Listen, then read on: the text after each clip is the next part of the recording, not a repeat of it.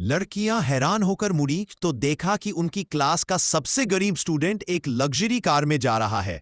उसके क्लासमेट्स ने शुरू में सोचा कि उसे किसी अमीर बिजनेसमैन ने रखा है क्योंकि उनका बैकग्राउंड एक जैसा था।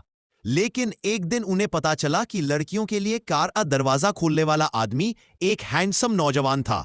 उसने न तो गलतफहमी दूर की और न ही कोई वजह बताई और मुड़कर अपनी क्लासमेट्स को हाथ भी हिलाया।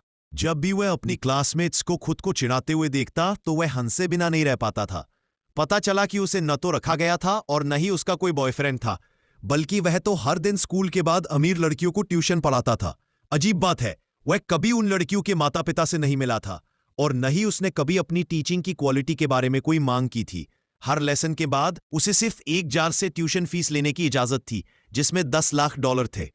हालांकि लड़की की मां ने उससे कहा था कि वह जितने चाहे उतने पैसे ले सकता है, लेकिन वह पैसे के लिए बेचैन होकर जार के सामने बहुत देर तक हिचकिचाता रहा।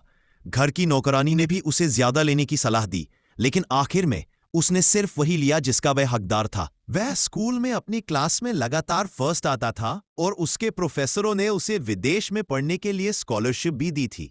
हालांकि उसने यह बहुत कम मिलने वाला मौका किसी और को दे दिया, यह जानते हुए कि उसकी मां ने उसे यूनिवर्सिटी भेजने के लिए अपनी सारी सेविंग्स खर्च कर दी थी।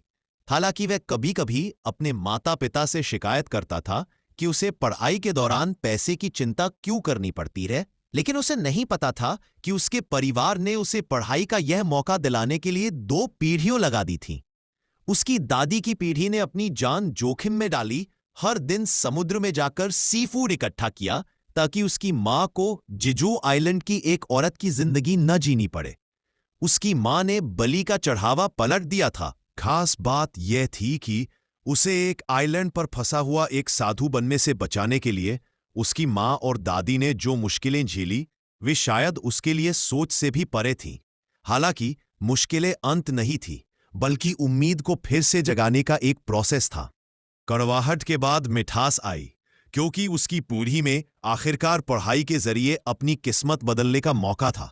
वे उम्मीदों पर खरा उतरा। उसे देश की top university Seoul national university में एडमिशन मिला। जिस दिन उसे अपना एक्सेप्टेंस लेटर मिला, उसकी मां उससे भी ज्यादा खुश थी, क्योंकि उसने यूनिवर्सिटी जाने का उसका सपना पूरा कर दिया था। एक ऐसा सपना जो उसने खुद कभी नहीं देखा था। लेकिन उसका रास्ता मुश्किलों से भरा नहीं था। जल्द ही पैसा, जेनी की मां